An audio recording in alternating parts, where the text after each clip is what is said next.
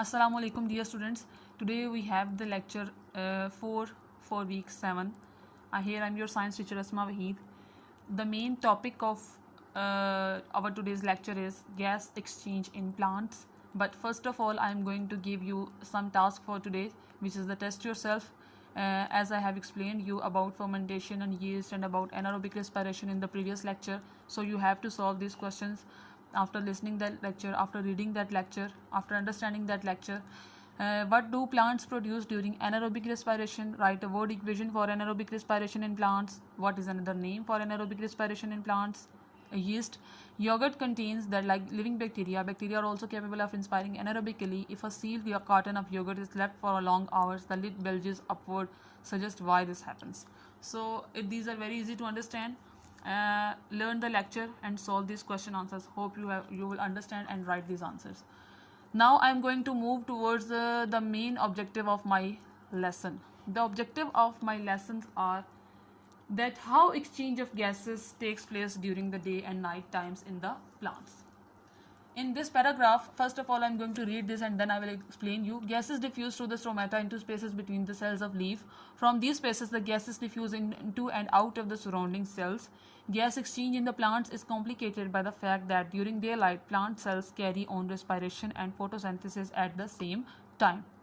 Remember the word equation for photosynthesis and respiration. Now we are going through the respiration and photosynthesis word equation, which is carbon dioxide plus water, which will give us glucose plus oxygen.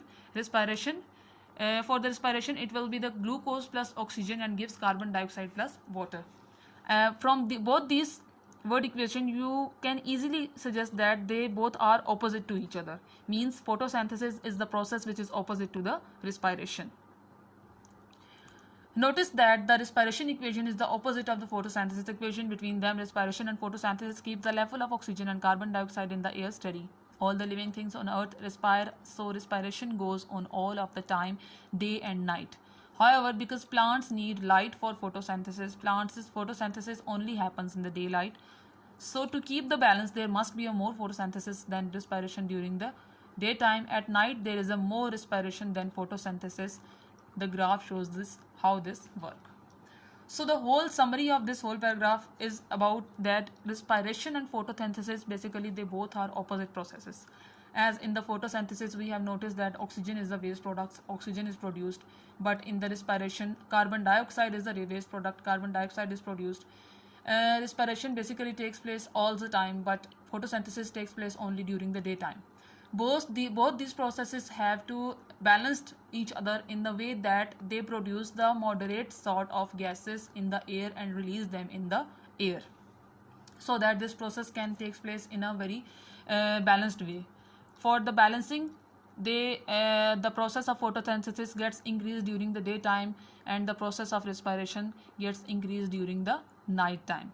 They have to manage and balance their speed according to the time, as during the daytime photosynthesis takes place and during the night time respiration takes place.